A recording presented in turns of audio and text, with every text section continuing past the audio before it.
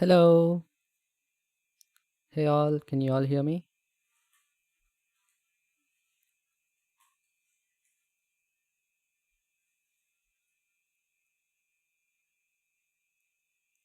I don't know how much the lag is, so just let me know, guys.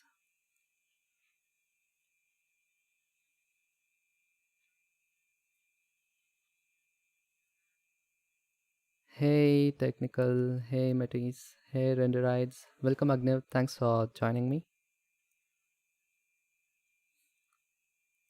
How are you all?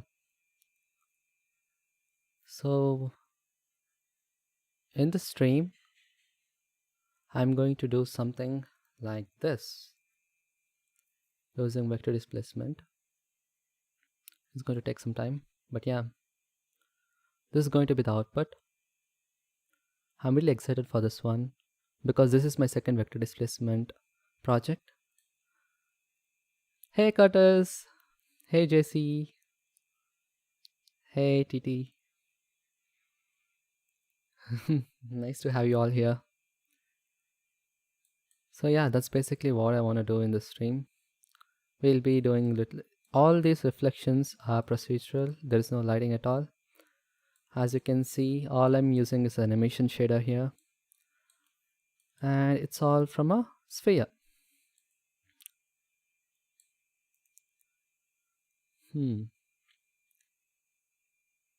Yeah, thank you JC, and really big shout out to JC for helping me out with figuring out all the vector math and vector displacement. Thanks for the private shoots, JC. So let's get started. I already set up the scene, and this is like the previous render which I made. And thanks to Sam for giving me like the proper reference image before it was looking really crappy. Let me see. I'm just going to say something like this is I'm not really good at this. I mean, the first time when I tried making this turned out really garbage. Let me just open that. I think this is the one. Not really sure which one this is. On this one, I think the other one.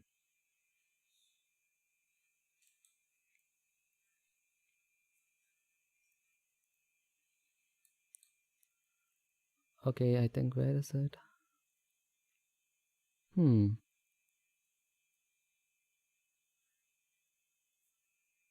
I think I should open the other one.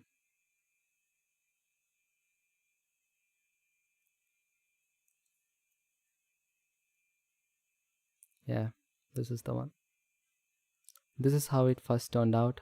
As you can see, this is not that good, and I didn't know how I could make the legs good. Yeah, so don't worry, I'm going to show everything from scratch. So let's get started then. I'm going to use a sphere because it's really easy to start with it. So my scene setup is going to look something like this. I'm going to delete the other stuff, and I'm going to add a sphere. And what's happening in the chat? Oh yeah. Hey Nerding, nice to have you here. And I'm adding a subdivision surface modifier, and make sure that you're in the experimental feature set. This is my default settings, by the way, and adaptive subdivision should be on. And I'll be using this material which I didn't do anything yet. It's just I turned on the displacement and bump. Okay, it's in displacement only. I think that's fine. We don't need bump anyway. So yeah, that's how it is. And for the camera angle, I'm going to choose the front one. Right now it's on the top because I was using a plane before. So Control Shift 0, Control Alt 0, and that's it. So let's start by is everything clear, guys?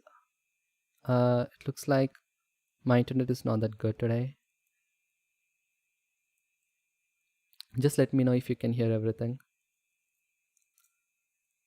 And let's add a texture coordinate node, and I'll be using object coordinate system. I'll be using generated coordinate system for this one, because generated coordinate system calculates the vectors, I think, after the displacement. I'm not really sure, but object coordinates, once you displace it, it still keeps the vectors in the same location, which is not what we need. So to do that, I'll take a vector math node and set this to subtract, and subtract 0.5 from everything. So this will center the coordinates. Let me just say what object visibility viewport display. As you all know, like, we have bounding box, right? This the object coordinate, I mean the generated coordinates, depends upon the bounding box. So the origin will be somewhere here, and one unit this way and the another unit that way. So that's how it is. So when you subtract 0.5, this origin is going to move to the center, and now you'll be getting like object coordinates, which is going from minus 0.5 to 0.5. But actually the object coordinates will go from, okay, there you go, will go from minus 1 to 1, but this one is going from minus 0.5 to 0.5. To get this back, what we could do, we can simply scale it by 2. So now object coordinates is similar to this one. Look at that.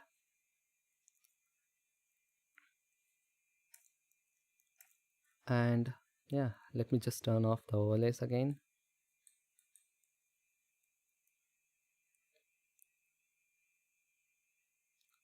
And you guys are having fun? That's good. Next, let me just rename this generated to object. I think it's a really good thing to rename the frames. Created to object. Next, this is where we actually start doing the vector displacement. As you can see, this shape is somewhat like a cylinder. So I think we can start converting this sphere into a cylinder. And thanks to JC for teaching me this technique in the very beginning when I started vector displacement a long time ago. So let's separate XYZ. Not really. Let's add a vector math node, and let's multiply this with 1, which is nothing. But right now I'll just neglect the z-axis. You can neglect the z-axis by either multiplying with 1, 1 and 0, which gives something like this. You can't see any trace of blue because here we have 3 channels, right? Red, green and blue. These 3 channels are corresponded to these 3 axes. Blue is the z-axis. So when you multiply this with 0, you're basically removing all the blues. Okay.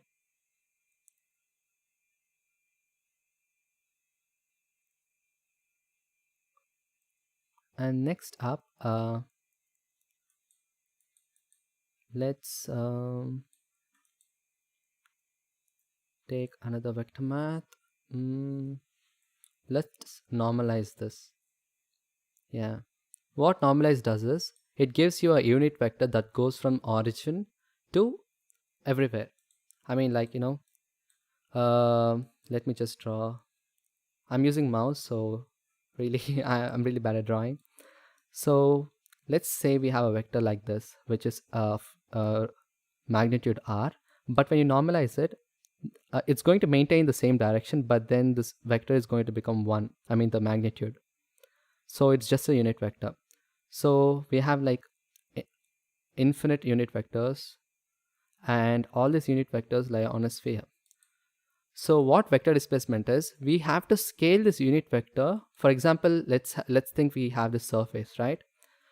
Every surface is like, you know, when you draw a vector to each vertex, basically, you can see this has a magnitude a, and this has a magnitude b. So what we have to do is, what vector displacement is, we have to scale these unit vectors in such a way that this scales till here, till this location, to make the shape. So that's exactly what we are going to do now. So let's do that. And I'm going to remove all these things. Let me guys know if you are not able to understand anything what normalize does, because it's really important. And I think there's like a 20 seconds of delay, so I'm really sorry for that. For not giving continuous answers and one-on-one communication right away. Now, right now, if when you normalize, it should be at the origin, right? All the vectors, but you can still see the sphere because we are applying the vector displacement. Okay, we didn't even plug it into vector displacement. Let's just plug it over there. And still you can see, you can see something is happening because we neglected the z-axis, but you can still see something, right? That's because some displacement along the z. That's because we are applying the displacement onto an object which is already having some coordinates. So what we have to do is we have to subtract them. So let's subtract. What should we subtract? Let's subtract the main coordinates once. Let's see how that looks. But you have to plug this into the displacement. Make sure that. You can see there's no trace of blue now because we subtracted, right? We neglected it, right? But then what I'm going to do is I'm going to subtract only this one. Let me tell you what happens. Okay, as you can see, we are getting cylinder. I didn't completely ignore the z. I'm just ignoring the coordinates of z right now so that I can use that later. So this is how the object coordinates look now, and this is how the cylinder looks. So this is how you make a cylinder. Basically what this did is I'm subtracting all the x and y's, but I'm not subtracting the z. So it will still be there, the displacement will still be there, but then now we can use that to something else. So let's take the scale, how can I say this? Yeah, generated coordinates, and let's separate them here first. Now you can see that we still have the z-axis gradient, right? And we also have the x-axis gradient, and then we also have the y-axis gradient. So as I told before, these are like the normalized vectors which are going from the origin. What we could do here is, oh yeah, JC, I'll not forget to look at the wireframe. I think I'll just add a wireframe node right away because we need to care about the topology. So let's see how the wireframe looks like. We have to set the pixel size. I don't really know how much I should set it, but then as you can see, we have enough geometry here, but on the top you can't find much, but you can see this is like stretched, which I don't really like, but I think we can work with it right now. So first let's look at this. Because we are doing vector displacement, I want to show something real quick. Because we made a cylinder, let's also make a cube. So as I told before, cube is pretty simple. You can take a vector math node and snap it with 1, 1, and 1. And let's plug this directly to the displacement. You can see you're getting something like a rounded cube, right? As you can see, let me just... Okay, this is like a rounded cube, like a beveled one. That's because, again, we are not subtracting the coordinates from it, these coordinates. We have to, because, we are displacing it from a sphere. So let's subtract that. Now see what happens. Also, we have to plug this to the displacement. There you go. Now you can change the length width here, like along x. It should take some time, but I think it should work. Look at that. And along the z, if you want to extrude it, you can give till 7. It's going to get extruded. We have to just wait for a second. There you go. So yeah, that's basically it. You can ask me like, okay, you're using vector displacement, then why are you not using the vector displacement node? Actually, we can, but it's not a big deal because even vector displacement node, let me just open that.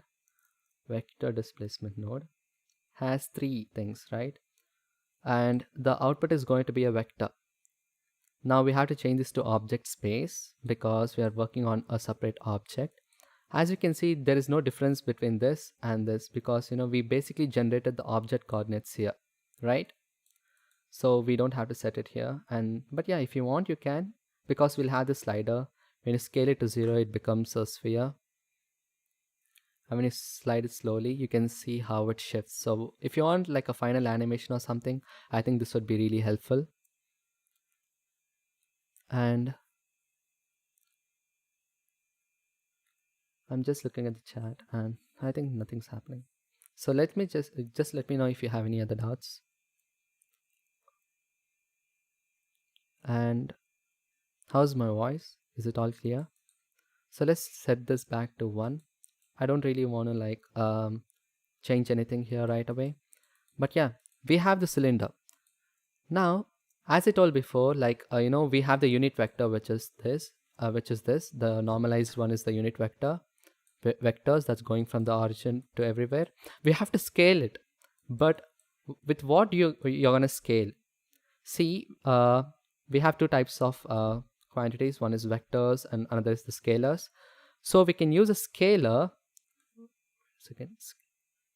Scalar to scale, basically. And vector. So we can use scalar to scale the vector. So what is a scalar? Scalar is just like a one-dimensional unit, like one-dimensional number. So value node, this is a scalar. So for example, you can think about like this is what we have right now, right? The normal vectors, which is we have some normal vectors here, another normalized vectors here, normalized vectors, not the normal vectors. So if I scale the bottom with 0, all this is going to end up here, right? And if I scale this with 1, this is going to stay the same because scaling with 1 is nothing but the same, right? So we have the z-axis gradient, which goes from -1 to 1. But let's say I want it to go from 0 to 1. Okay, how can I do that? We can use a map range node. What map range does is it takes input, like it takes a range and then it maps to another range. For example, because this is like -1 to 1. Now see, it's going from -1 to 1. It is going from 0 to 1. If you change this to 2, it's going from 0 to 2. Okay, does that make any sense? And yeah, just let me know, guys. There's like a really bad lag. And I have to scale the normalized vector, right? So how can I scale it? Let's scale it using a scale node and just plug it directly towards this and set this to this vector. Let's see how that looks. Yeah, there you go. What just happened? I want you guys to figure out.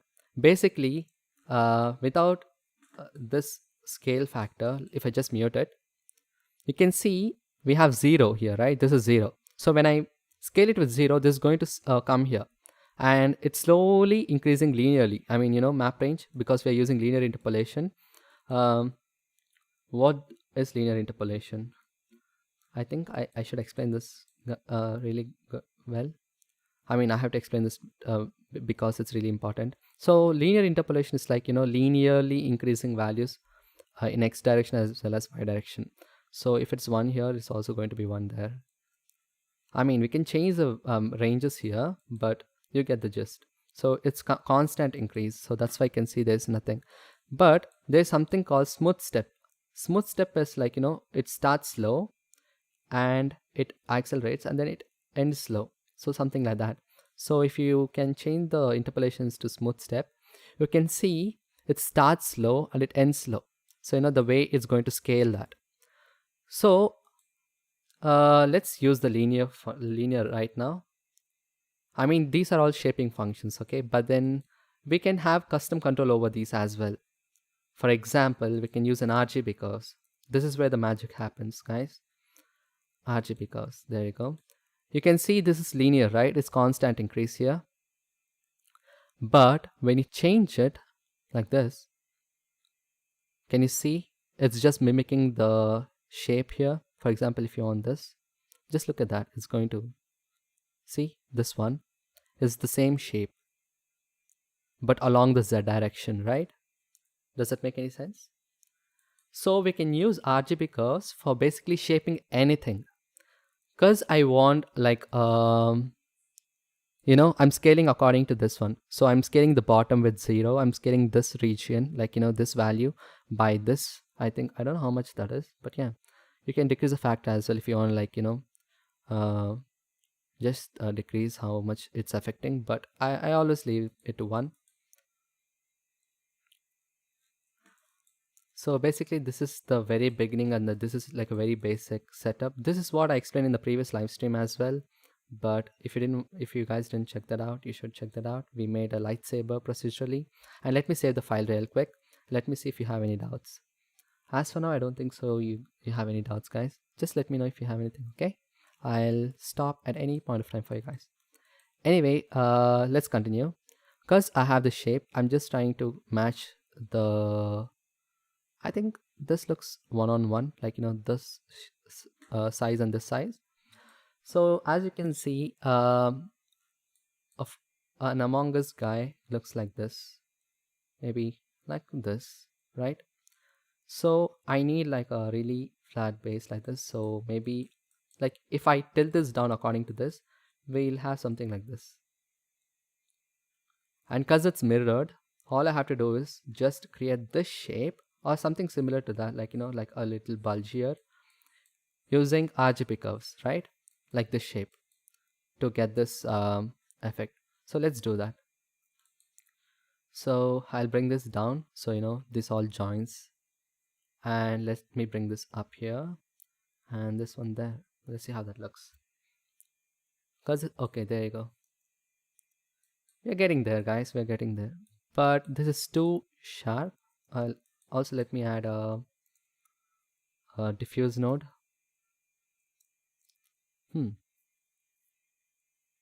There you go. You can see this is like too sharp, but you can see the not Fall Guy, oh god, Among Us. I keep getting confused with Fall Guys because they both have the cute little oval shapes.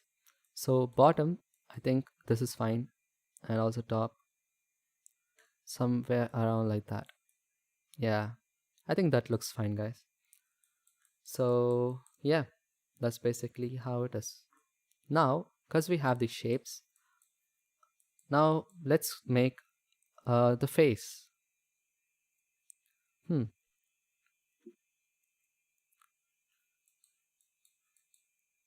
And I'm just looking at the chat. Okay, and let me just rearrange this quickly because I like to keep it tidy.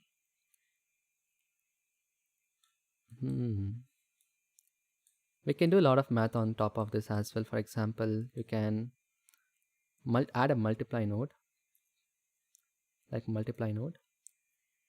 If it's 1 1 and 0, right now you don't need the z-axis, but you can think like multiplying as scaling here. So if you multiply with higher value along the x, it's going to stretch along the x with that amount. Look at that, like this. See, this is the x-axis, right? So along the x, if you make this 2, it's going to extend in this manner. So if you want like to rearrange like any shapes or something, I think Fall Guys, not Fall Guys, the Among Us guys will be around like 0.8 and 0.9, I guess. I'm not really sure. A little bit squished, like, you know, on one side. It's just like a personal preference, nothing much. But we can do the legs as well. See, legs. If you see from front, we have this shape over here, like this. You know, this interpolation, we have it here. But we also need to make sure that I'm going to hide the cam for a oh god, I should hide the cam. I need to make sure that, let me show another, the legs comes like this. Where's the D? Yeah, something like this. Or else if you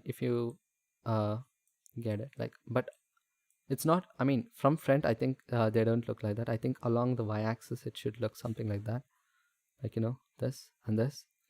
So what I have to do is I have to create an interpolation that flows along the y-axis, and gives us the shape. So what I could do is I can let me just select the material. I don't know why I'm not able to select it. Yeah, there you go.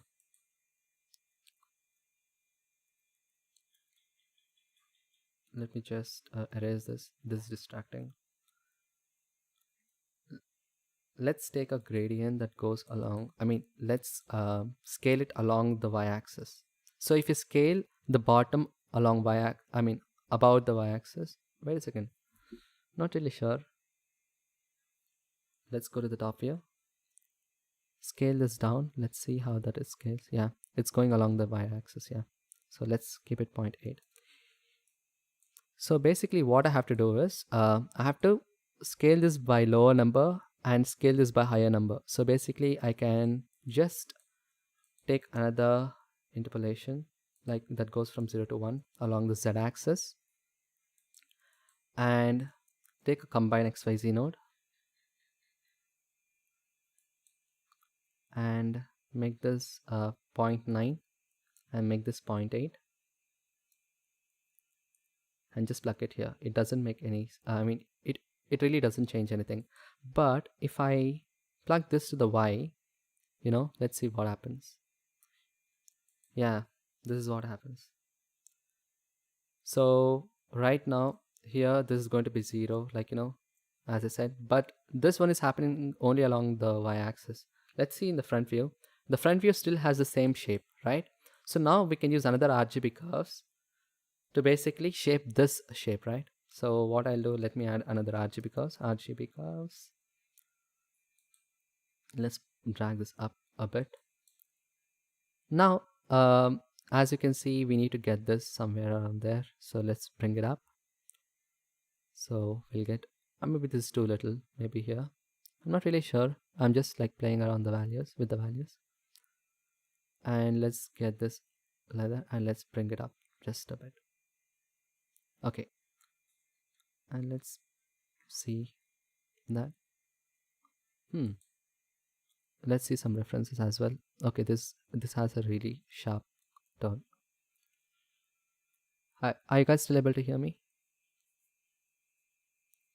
I mean, I can't see anything in the chat. Maybe it's just stuck for me. Oh yeah, I got it now.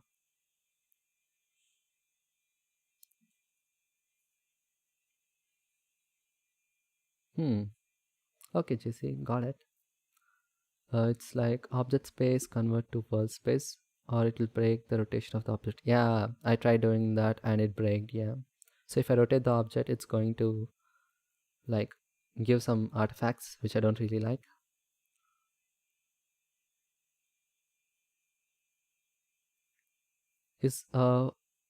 And Agnew is asking if is there a point of making models procedurally using vector displacement, or is just a fact that you can refine your skills? It's actually, yeah, it's just refining my skills. But I think this is a really good skill to gain, because it helps you understand how 3D works. Like if you can shift like vertices to your desired location, that's cool. I mean, it's going to, like, I'm not going to say like this is going to take over modeling and stuff, obviously not, but yeah, this is a really good skill. But this really helps in procedural texturing as well. Like the more you know about the math, like how vectors work, I think you can do more with it, not only like procedural stuff.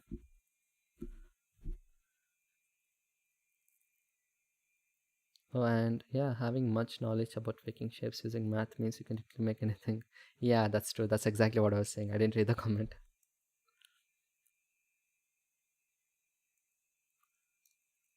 And am I using GPU? Yes.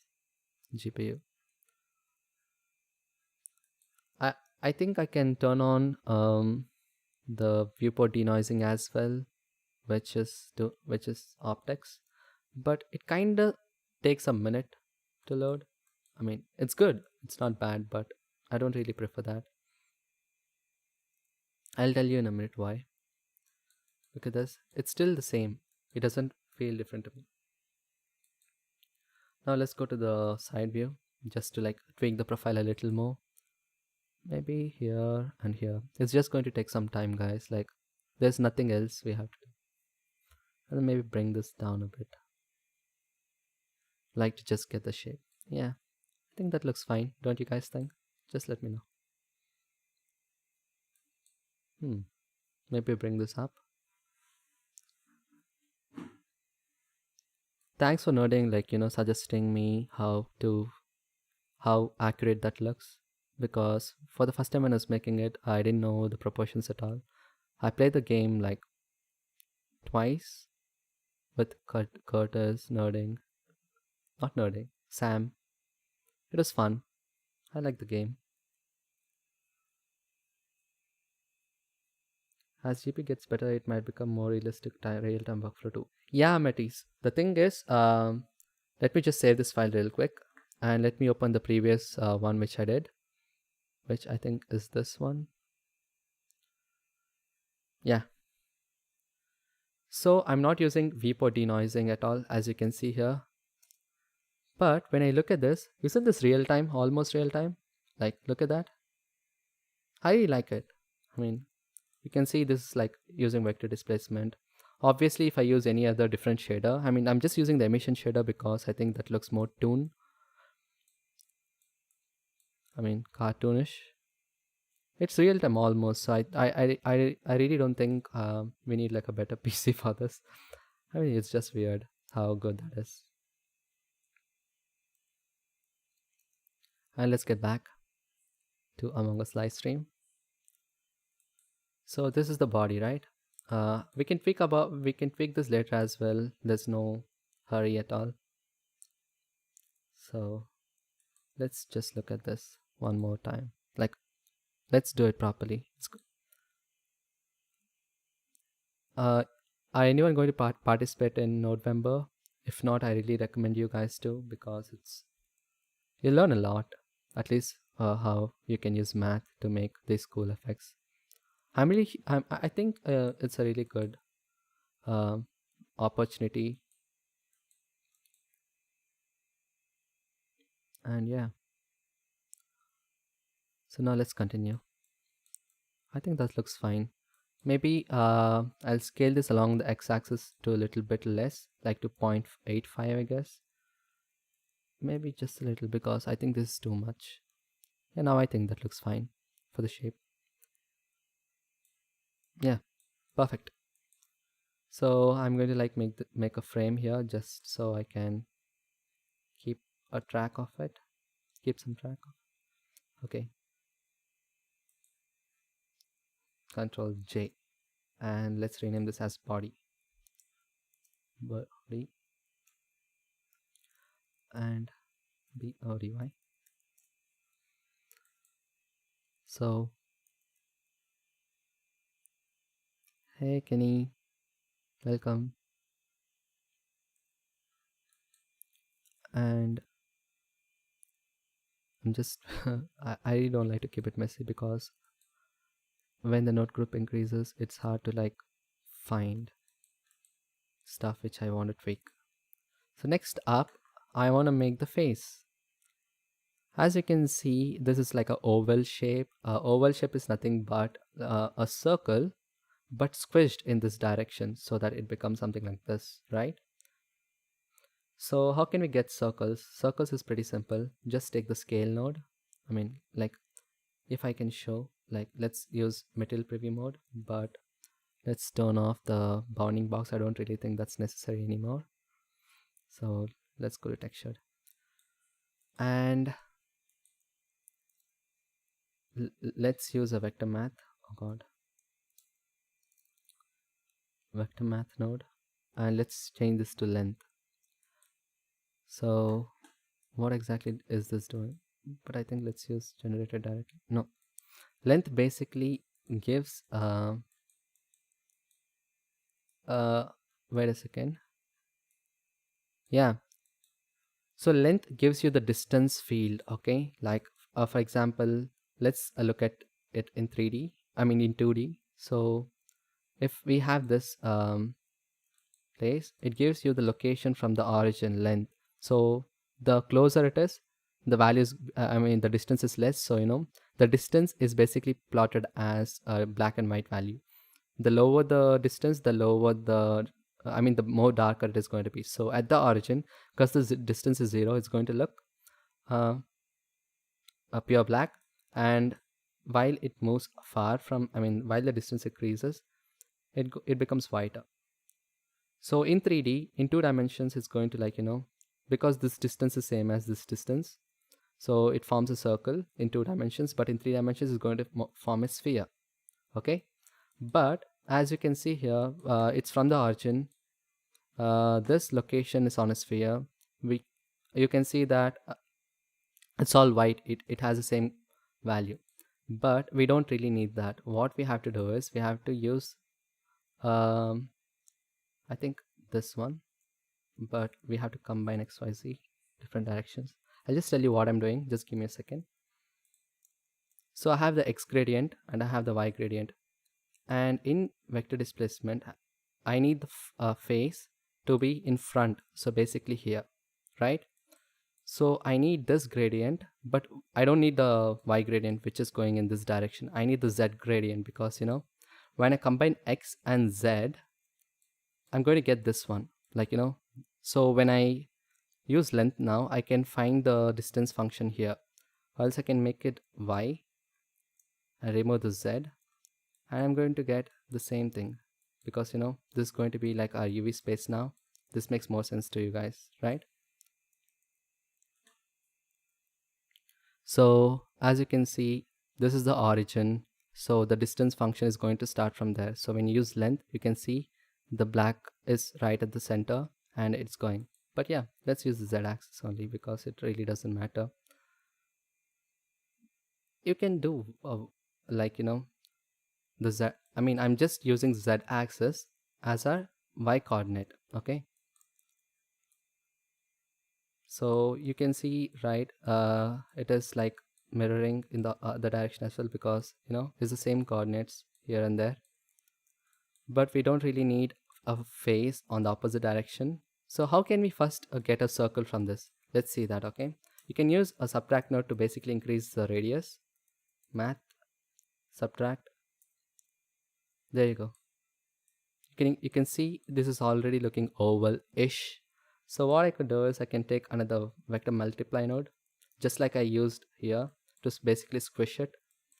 I can put it here and change this to multiply, and basically 111 is like no effect because there is no z-axis. I can make it 0 as well. You can't see much difference going on over there, and I need to squish it along the z direction, basically the z direction, which is the y coordinate. So here z direction is the y, so I have to squish y.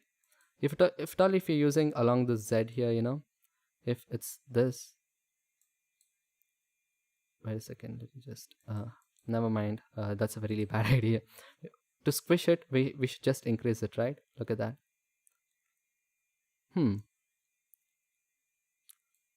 I think this looks good enough. So now let's leave it like that. I need to shift this up. Shifting anything up in 3D space is nothing but adding some value along the direction. For example, if you need to shift it up, you can add or subtract a value along that direction. See, now look at this. When you add or something, subtract something, you're going to shift it. So I need to place it somewhere there because that's where the face is. So I can change this to subtract and make it positive. I'm using Node Wrangler add-on a lot because that makes people life easier, but you can see the face is actually on the opposite direction too. So we need a way to basically mask this out, right? How can we do that? But because these values are going from 0 to, I mean negative to positive, I can reverse it by like this, if I subtract something from 1, like basically 1, this is going to be like inverting. So this and this is just inverted. Okay, are you guys able to follow? Just let me know, guys. I think I should speed this up. I'm really sorry if I'm dragging. This is really important, I guess. So I'm just clapping this because we have negative values here, and I don't really need negative values. The blacks, I mean, negative values are black in color, so you can't see them because 0 is black. Anything below 0 is also black. Now, basically, I should shift this area along which direction? As you can see, along the green, right? Green is basically y direction. So shifting or moving is nothing but adding or subtracting, right?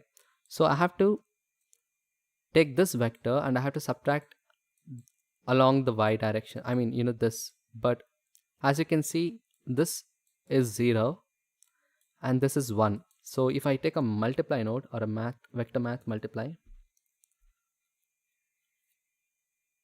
when I multiply with 0, nothing happens. But when you multiply it with some x value, I mean for some y value, you can see more green, right? That's a good sign. Okay, I'll show you how to eliminate this part, but let me just show how to shift this. So as I said, there will be no effect here because you're multiplying this 0.840 whatever that is with 0 here. So this will become 0.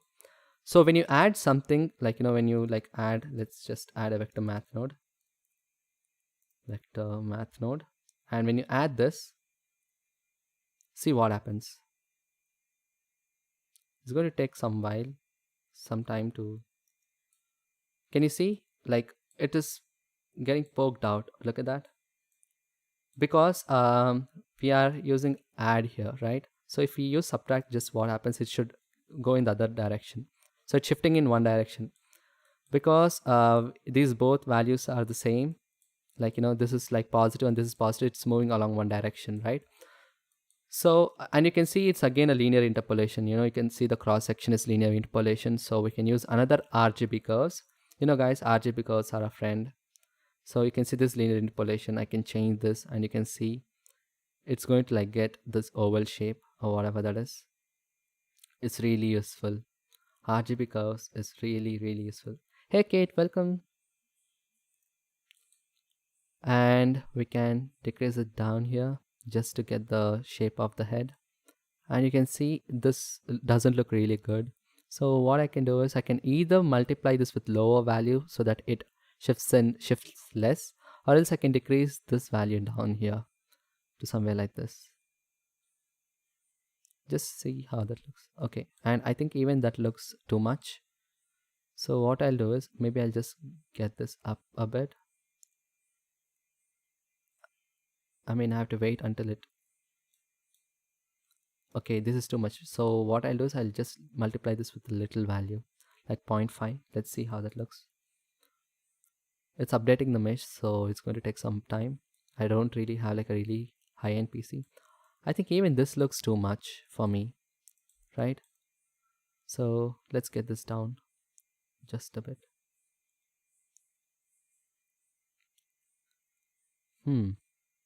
Lot of tweaking, guys. I think that looks fine, right? Now I don't really need some extrusion happening in the other direction. So what I should do is, let's take one gradient that goes along the y direction. This gradient. Let's take a math node and let's use greater than. What greater than does is it gives you a black and white mask based on the value. It compares with the second value, and everything greater than 0.29 right here it's going to make white. Okay, so this value right here is greater than 2.95. So all these values are going to become white. But when you use a less than node, it's going to just invert it. So what I could do is I can take this length or the subtract node. Just imagine, it's pretty simple if you understand this. So this half, if I make it less than 0, let me just see how y looks. So this is negatives and this is positives, right? Okay, I'm actually like shifting it in the wrong direction, I guess. What I can simply do is I can simply um, add it, I guess, because I want it in this direction because the camera is in. Wait a second, where's the camera? Okay, I really need, I think Alt H should get the camera. Okay, I think I'm doing it in the other direction, right? Okay, never mind. Let's subtract it so that I'll get in the direction. So basically, this is going to give you like all the, I mean, if less than 0 is basically this region, right? This black region. So now if I multiply this with this one, all this subtract node, this negative values, I mean this values are going to become 0. So just take a math node and multiply it with this. So one half is going to become 0 and the other half is going to stay the same. Let's see how this looks. See, it's eliminated because you're multiplying this area with 0 and this area with 1. Okay, that's basically it. So we got this and we got this and we got this finally. Okay, but as you can see here, like, I mean, Fall Guys helmet is not just doesn't come like this and go something like this. It has like a little bump here, like, around the face, like a mask. So it's pretty simple again, because we have RGB curves, we can make use of that. All you have to do is, maybe let's increase the radius just a bit. If I don't really know how much I should keep the radius as. Okay, looking at the front, I think I need a little more space to work with. Maybe like 0.65. Not really sure. I mean, I can decrease it whenever I want, but I think this looks fine.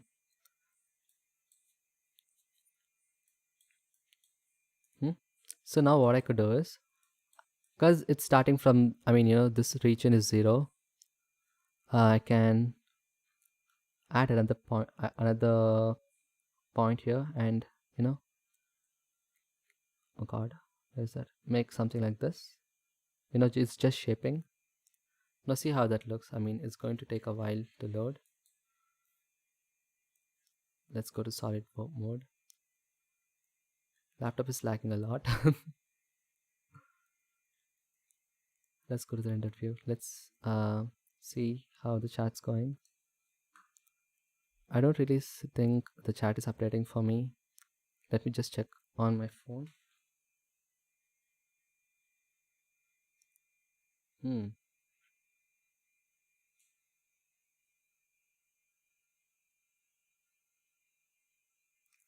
Just give me a second, guys. Oh, you guys can see here, right? It started with 0 and we got this down, right? So we have this 1 and then again we got the bump. So this is it. This is basically it. So let's see that. Now you can refine the shape how much ever you want, but I think that looks fine for me. Just a little so that it looks good enough. Yeah, there you go. It's going to take some time, and I also want to keep this viewport performance like from 16 pixels to like 1024, because I think it gives more less pixelated look when it starts. Look at that. That's what I mean. It's real time. So I can use this as a mask basically, but yeah, that's basically it. This is like one technique, and we have to repeat that for the backpack as well. So let's start then. Are you guys enjoying the stream? Just let me know if it's boring. We can also get distracted for a while and see all other previous stuff which I made if you guys want. Okay, I think the pixels look fine. I mean the wireframe looks fine, so I still have geometry to work on. So let me just rearrange this real quick and see.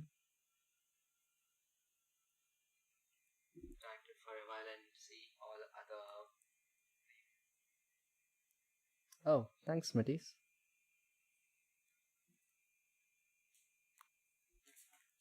Next up, I'm just going to like make this a frame and Control J. This is just the same workflow I'll be repeating for the backpack as well. But for the backpack, I think the same way I have to like, make like a square here, or else like a rectangle or a rounded rectangle. It's pretty simple though.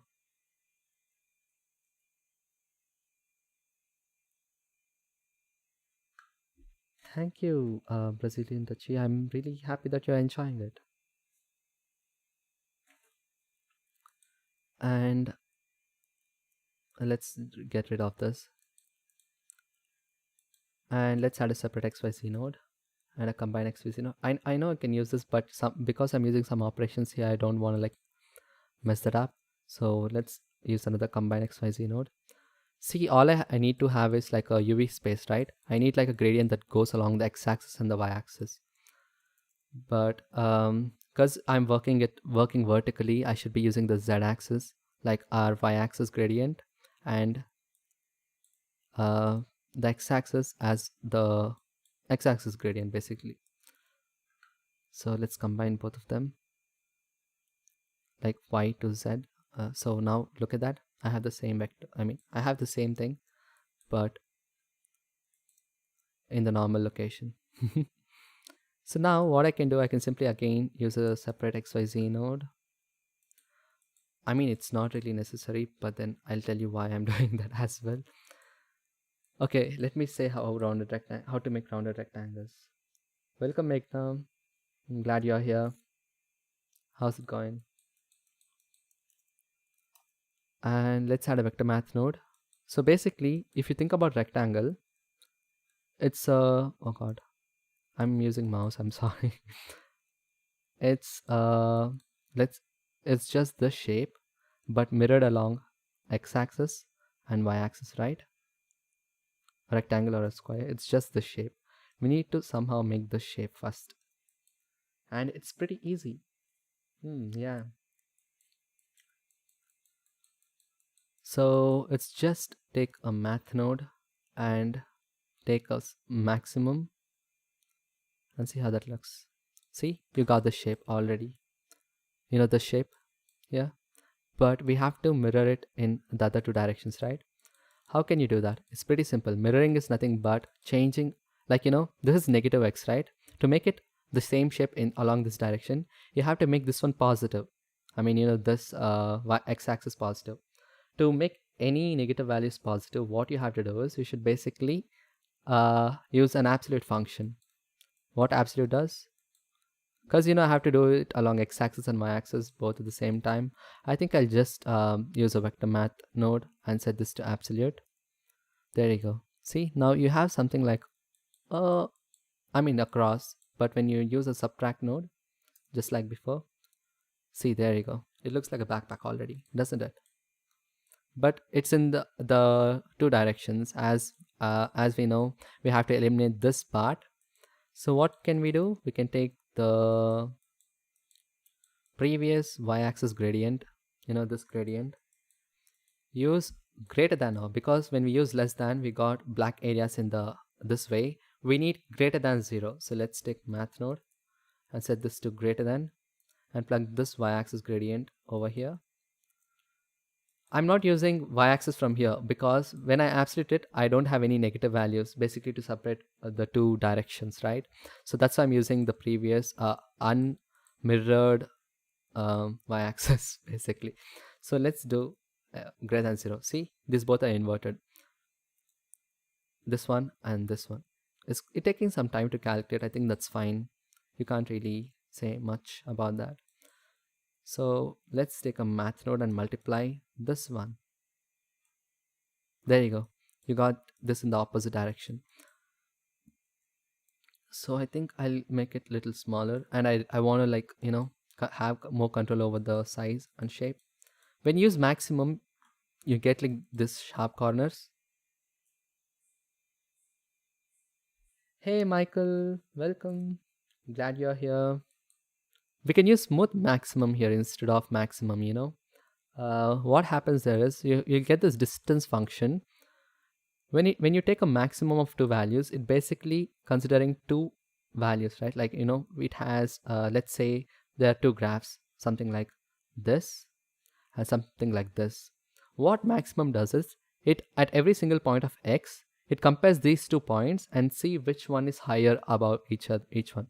So at this location, you can see this is higher, so it's going to take this value. But here, here when it reaches this point, it's the same point.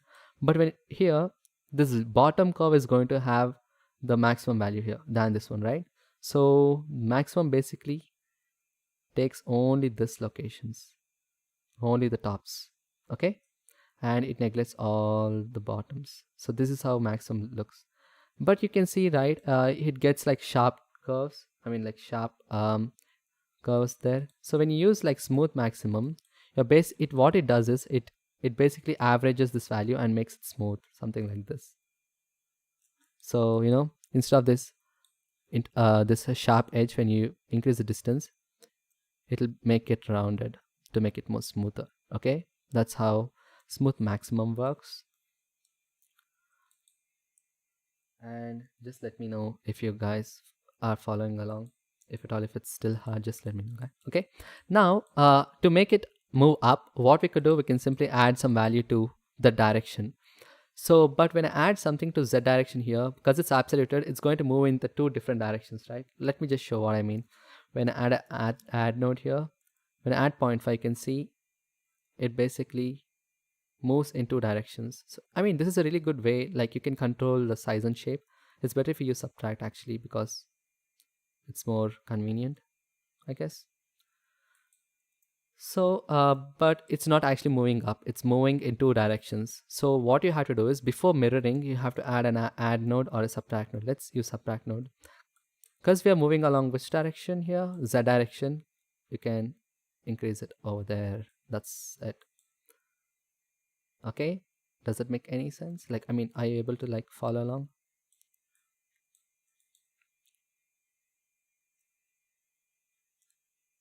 So now I think I like the shape. Maybe I'll increase the width of it. So I have to subtract from the y here. There you go. I think that looks fine. A little over there, yeah. But I need the white values here. So what I could do, just like I said before, you can subtract it from here. Before it was like 4.2, so 0.42. Let's make it over there. Okay, now as you know, we multiplied with black and white values. There are little, I think there's like negative values here as well. So let's clamp it, okay, so that there are no negative values. When you multiply negative values with some number, it's going to increase the value, and when you add it to the final vector displacement, it's going to shift in the wrong directions. Okay, now when you clamp it, you're only working with the white values now. So just like before, we have to let's look at this. We have to shift this along the y-axis, along the y-axis. So what could you do? You can add a math node, multiply, but only along the y-axis. Okay, you should not consider it in x and y-axis. If you do that, it's going to get more different colors, like that, and it's going to shift in the let's do that. What could go wrong, right? So let's add it. If you have to move these points, just like I moved the shape up, I have to add or subtract, right? So I have to do the same here as well. Let's do that. So look at this, it's going in the opposite direction, like I said before. So I think I should add it here, or else I can simply make this negative. So now it's moving in this direction. Now when I multiply with other values, you can see it starts moving weirdly, like in other angles. I'm not really sure if that's happening here, but yeah, let's see. Why is that not happening? Okay, we neglected the z-axis completely over here. Look at that. Yeah, that's fine. I don't think that's happening, but most of the time it does happen. For now, we got again like a linear interpolation, as you see here. Like it's almost like looking like a straight line. like let's look at the side view, like straight line. So what should we do to make it more comfortable, I mean like more accurate? We can use like an RGB curves for shaping again. It's the same workflow again and again, right? So know it's going to be boring doing the same thing again and again, but this is how it works. Like I mean, at least for me, I think this is like a really easy way to make stuff. Just let me know if you guys have any doubts again, because I know this is like a little bit dry topic and a lot to take in at the same time. If you want to like make more shapes and stuff, I recently released a shapes node group. Like, let me just open that. If you guys like, because I'm saying, okay, this is how you make rounded rectangle. This is how you make circles. Let me just open the shapes node group that I made recently. I think that's a really good way to break down shapes and stuff. Where is it?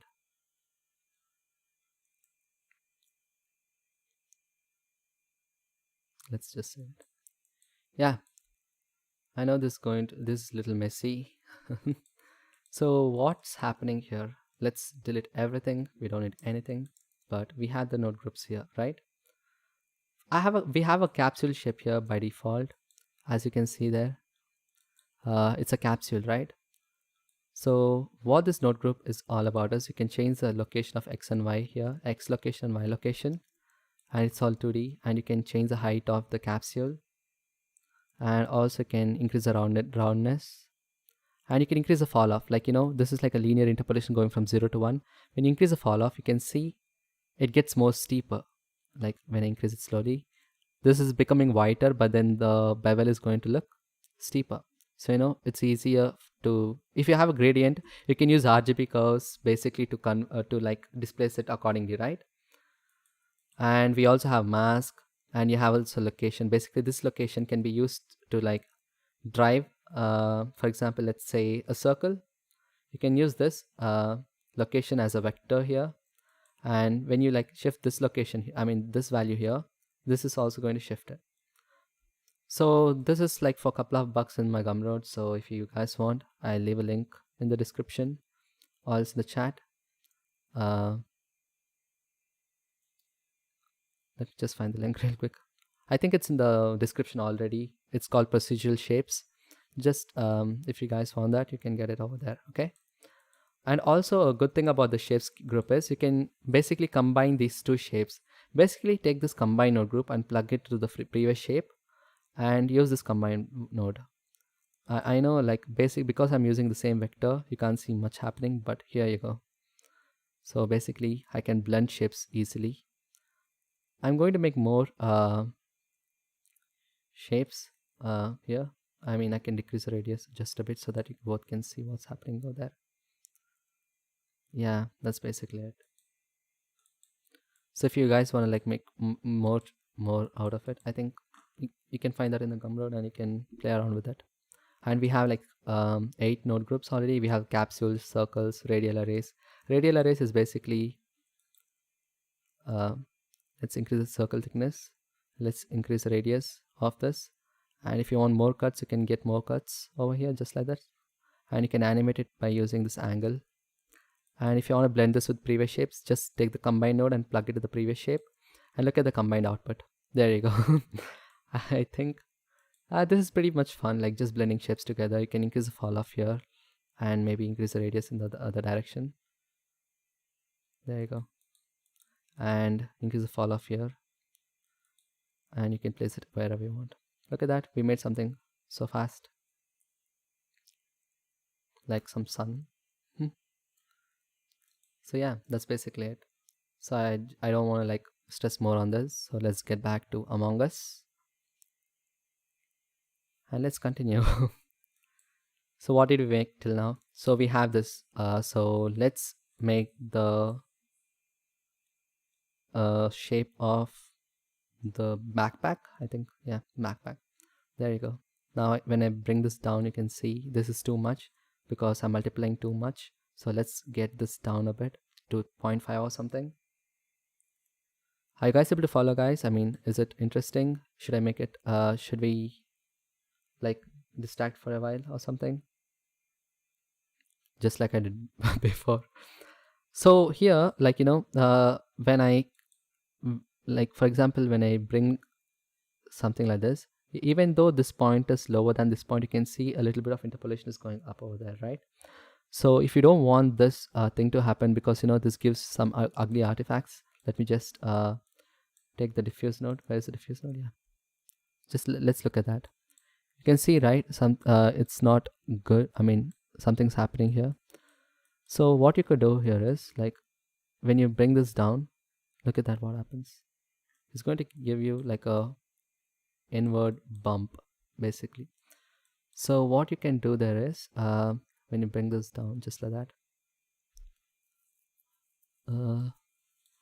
you can take this point and you can make it like auto clamped handle. So look at this.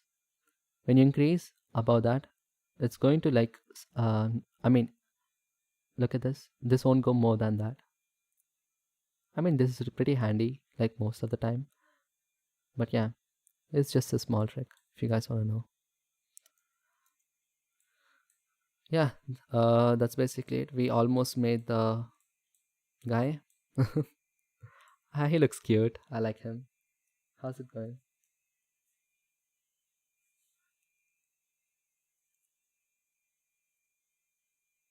Oh, thanks, Matisse. So, how do you think this looks? Maybe this backpack looks so small. I'm not really sure. So let's increase the size just a bit, maybe. I'm going for material preview mode because I don't really think I need much of. Okay, maybe I'll increase it along the y direction. So for that, I'll take this node and just subtract a bit. Yeah, I think that's fine. Let's see how that looks. Yeah. So some from steep angle, can we see him? Yeah, we can, but yeah, maybe like we have to squish him along the y-axis just a bit because it looks too bulgy. So how can we do that? We can get these 3 points down a bit, down like this, maybe. Yeah, there you go. That's what I mean. Okay, now we have the backpack, we have the face. Now we need the legs. Legs are pretty simple if you think about it. Legs are basically, let's go to the front view. So we have this, right? And for better visualize, let's use the viewer node instead of let's take the body. So all we need to do is the overlays are on. We need to make something like this and just push it up or something, right? So we need like, which direction is this axis? X-axis, right? So we need a gradient that goes along the x-axis but mirrored. So we have to take the x-axis gradient that's going from -1 to 1 and mirror it. So when you mirror it, it's basically going from 1 in this way, from 0 to 1, and also from 0 to 1. So you have to absolute it, right? Now when you subtract a value here, like from this gradient that going from 1 to 0 and 0 to 1, when you subtract, you'll be getting blacks here and then whites here. I'll show you how to do that real quick, but that's how I think I'll be working now. So let's see. Guys, how's the stream? I'm really concerned about the stream because it's a really dry topic and you guys are doing wonderful. Thanks for sticking around. I hope this is not boring.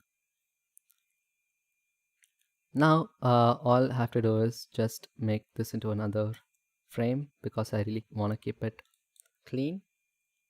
So let's rename this to backpack. Next up we need legs. Legs are pretty simple now. All we have to do is like take an x-axis gradient. To get the x-axis gradient, let's take the scale, I mean this one. Let's do separate xyz. So this is the x-axis gradient, just like we wanted, right? So to absolute it, let's take a math node and let's do an absolute. So now you can see this going from white to black and black to white. Now when I subtract a value here, Like, let's say, see, look at this. What exactly is happening? Okay, I think this is pretty important. Let's say this is 1, okay? This is 1, and this is 0, and this is 1.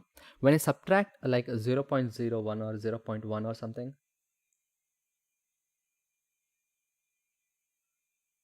oh, great, Michael. I'm happy actually. Great. So what's happening now? Okay, now when I subtract some value, so this one, like say 0.2, like say 0.2, we're subtracting 0.2 from the whole thing. Okay, god damn it. 0.2. So 0 minus 0.2, this is becoming minus 0.2, right? This way and this way, and this is going to be 0.8, and this is going to be 0.8. So somewhere here we have 0.2, which when you subtract by 0.2, you are going to get 0. So your location of 0 is somewhere here now, and also here also in this side also we have 0.2 somewhere. So 0.2 minus 0.2 is going to be 0. So we have another 0 here. So we are getting negative values in between these two. Between 0 and 0 we have negative values, because which is minus 2, right? And going from 0 to minus 2 and minus 2 to 0. Okay, so that's exactly what's going to happen when you subtract a value. Like, see, look at that. I hope this makes sense, guys. If it doesn't, just let me know. Okay, that's basically it. So now I want whites in between, because I have to scale it, so I don't need negative values. Let's just switch it. And maybe like how thick do you need the gap, depends on that. I think we can decide the length. I think this is fine. I mean, look at this. I think this is fine, right? Yeah. Okay.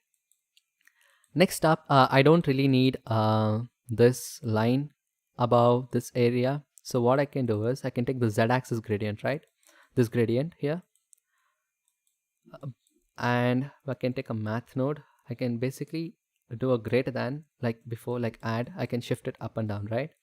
But when I subtract it from this upper value, you can see I'm basically inverting it. Am I? Let's subtract, yeah. Look at this, I'm basically inverting it. So I have negative values on top here, and I have positive values here. I have this, and I have this. All I can do is I can take a minimum. I'll tell you what minimum is doing. Okay, first let's multiply it, but let's clamp the negative values, right? Let's clamp it. Look at this. I mean, this looks fine already. Like when you multiply, all these regions are becoming 0, and all these regions which were white, you can see this is white, or like a gradient, it's skipping it. But when you take a minimum, where is minimum? It should be somewhere here. This is what happens. It's going to take just like maximum, guys. It's pretty simple to explain. Let's take two curves like this, or not this, maybe this. Okay, so here this is fine, this is fine, this is fine. But when it comes to this region, which is minimum, this is minimum, right? So this it's going to take this value. So the curve is somewhere going to look like, this. So this is minimum till here, and when you reach this here, this is the minimum, right? So it's going to take this till it reaches this point, and it's going to take this one. It is going to take this one. So minimum will only ignore all the above things, and it's going to look something like this.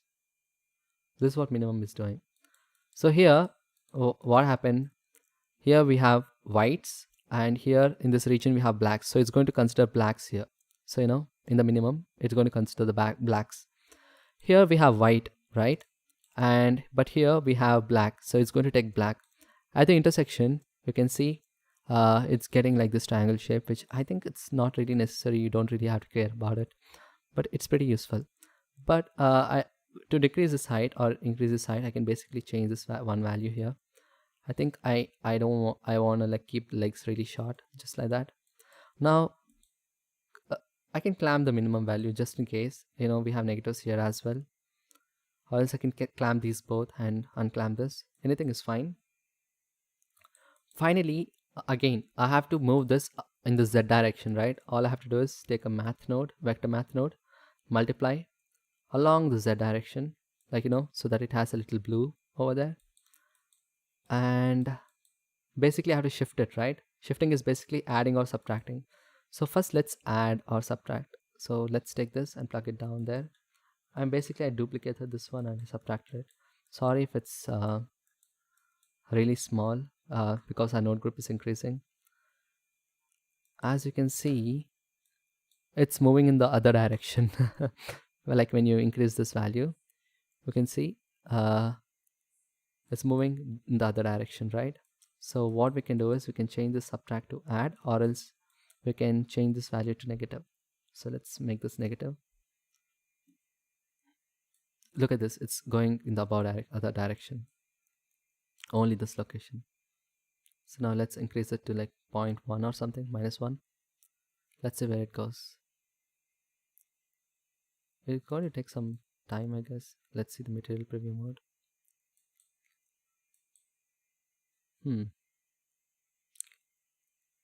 Let's take a look at the diffuse shader.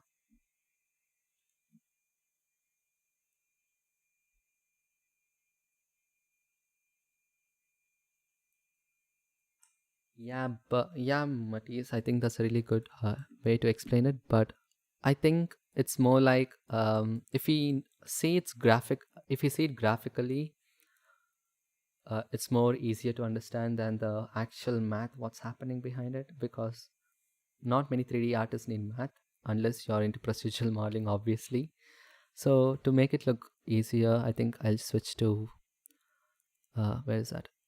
The inbuilt scene world and scene lights. There you go. You can see something's happening, right? So instead of using minimum here, we can simply use smooth minimum again, just so that we can get the smooth function. And when you smooth it out, basically getting something like that. Maybe you should increase it. And maybe you should decrease this down a bit. Not really sure why. Maybe up. Subtract 0.2. Let's not do anything stupid. Let's take smooth minimum. Let's increase the distance function. Okay, that's not helping. Let's multiply with higher value now. Let's see what that happens. This is interesting. Okay, what I can do here is I can simply divide this by the same value. So yeah, there you go. This is what I wanted. Because we have like this value, this going from 0 to 1.2. I want it to go from 0 to 1. So if I divide the same thing with 0.2 again. So look at this and look at this. It's going to like a little bit brighten there. So this interpolation goes from here to there. Now when I use smooth this smooth minimum, I think I can increase the distance now to make it more smooth. Yeah, there you go. Smooth. Yeah.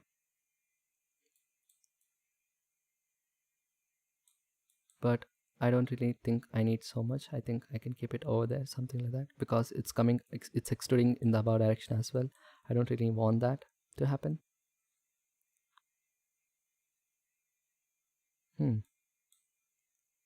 Let's decrease the smooth to somewhere around there. Don't really need that much actually.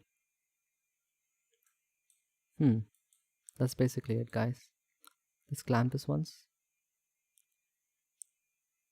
Now let's increase this. I mean, this is it. I mean, there's nothing else to do. I think that's it. If you want, we can give colors to that. I mean, that's basically the procedure. Let's just look at the emission shader without. Okay.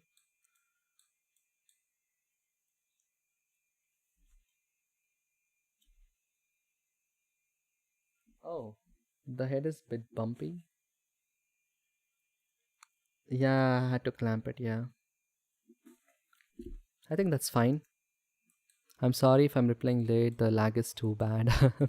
Now all I have to do is just fix this minor issue over there.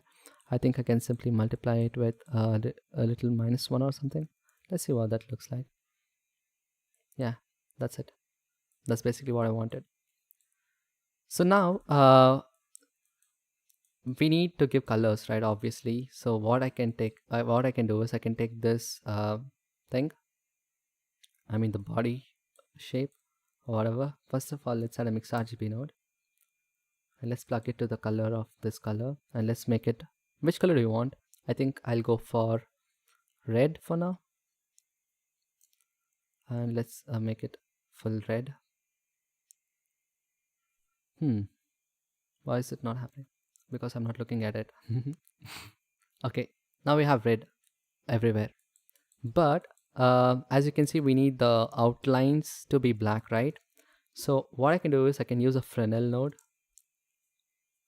because Fresnel just gives you a black and white mask and of the view angle, and you can get this really cool thing. So I can use a greater than node, math node, set this to greater than or less than or whatever. I don't need to clamp it, but you can see, right? I can get like a really good mask of black and whites. I mean, if I can increase or decrease this value, basically IOR. I know this is not like absolutely accurate, but it does the task. Now I can use this as a mask for mix RGB node, and I can make all the whites red. I mean whites black. Now let's see how that looks. So basically I make all the blacks red and all the whites black, and let's see how that emission looks like. There you go. Isn't that cool, dude?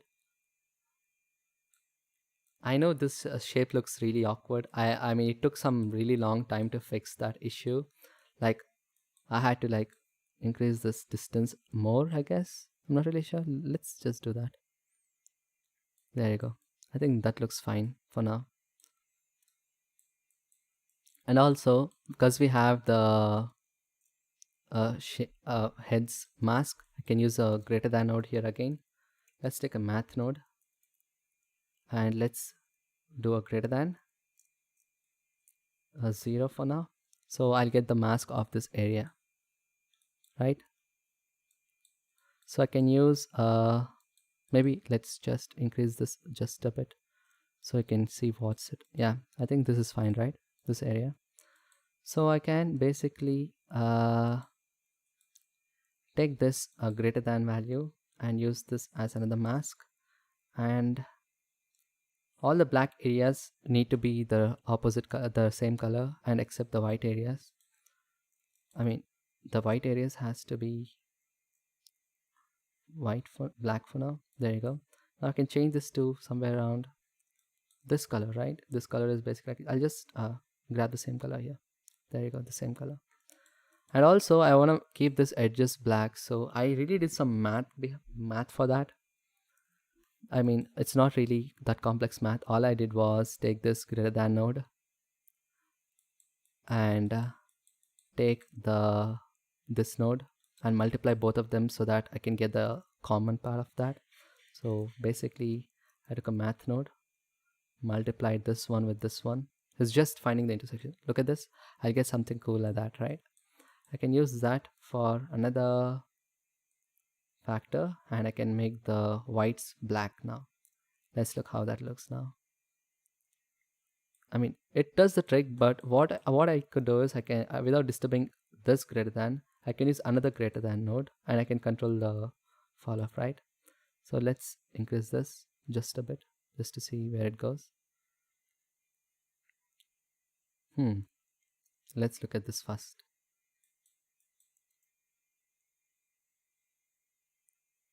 Or else let's look at this multiply node. And if I increase or decrease, I'm just going to get that one. So maybe I should use another Fresnel node and use another greater than node and connect this here and connect this there. Now I can get the intersection of it almost like the same way I used to get it, but you get the gist. Now I can increase the Fresnel node, like just to get the intersection whatever I wanted. There you go. Now let's see how that looks.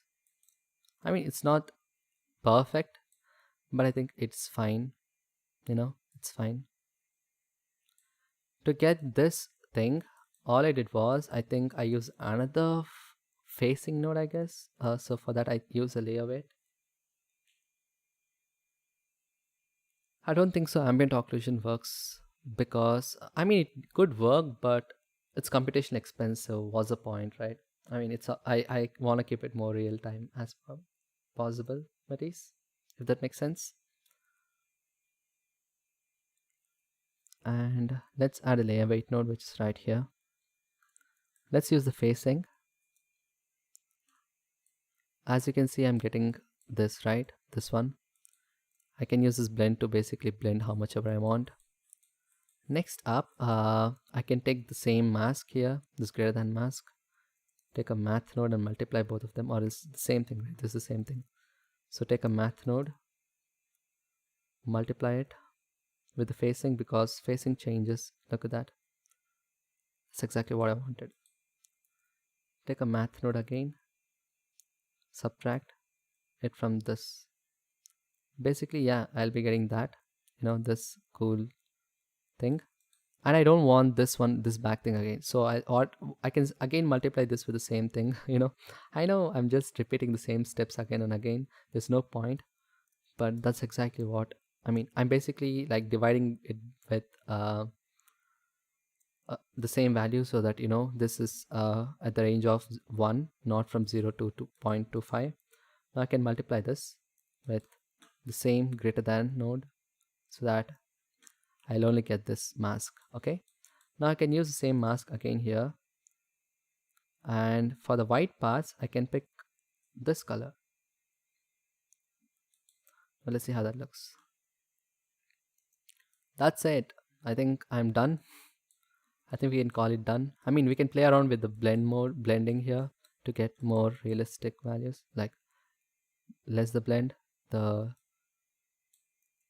less creepier it looks. I mean, this is like a thought process, okay? It's not exactly how you have to make it. You can use any other technique. I mean, look at this. It's not really accurate. It's getting bleeded a little out. But yeah, there's a lot of tweaking which I did for this particular one. But yeah, that's it, I guess. How's the stream, guys? Let's see how the animation looks. I don't really know how the animation looks. I mean, it's almost real time, as you can see. So yeah, that's it. How to make Fall Guys, probably. Thank you, Metis. So I leave a link for this blend file in the description once I complete the whole stream. Okay, let's I mean, maybe I'll tweak a little more settings, or else I'll give you the previous one as well. If you guys have any doubts, or if you guys want to ask me anything, you can ask. So let's go to the previous blend file if you want to see. So I use the same techniques here and there, but most of the time I use the facing and Fresnel node to get the same effect. But I really like this one. This looks cool. I mean, after a lot of settings, it's the same thing which I made again and again. So yeah, Among Us, such a nice game. I'll be sharing this blend file because it's more organized, and it's better than the thing which we did in the live stream, obviously. So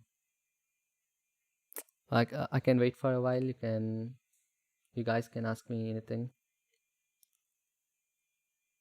And this is what I worked on recently, like a long time ago. I know this node group looks scary. It's just, if you observe carefully, it's the same thing duplicated again and again and again, just to get the shape and blend it all together. It's just I made this compressed zip folder, but procedurally. So yeah.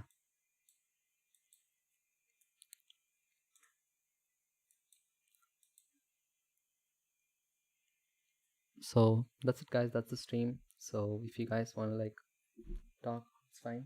And thanks for sticking around till this time. I don't know how long the stream went. Oh, we are at 1.5 hours exactly. and I think that's pretty good. I know it's a long stream, but I think it's worth it. Is it? Not really sure. You guys should know. And yeah, thanks for sticking by, and I'll see you in the next stream. Yeah, it's a lot of copying. Yeah, that's true. I hope you guys understood how vector displacement works. I really want to see your work. Like, if you guys make something, just tag us on Instagram or Twitter. Links are in the description below. Oh, thanks, Matisse. I hope you enjoyed. So yeah, that's it for now. I think I'll end the stream here. Maybe next week I'll do more of vector displacement. I was working on more of it, so yeah. Thanks, guys. I'm ending the stream in 3, 2, 1.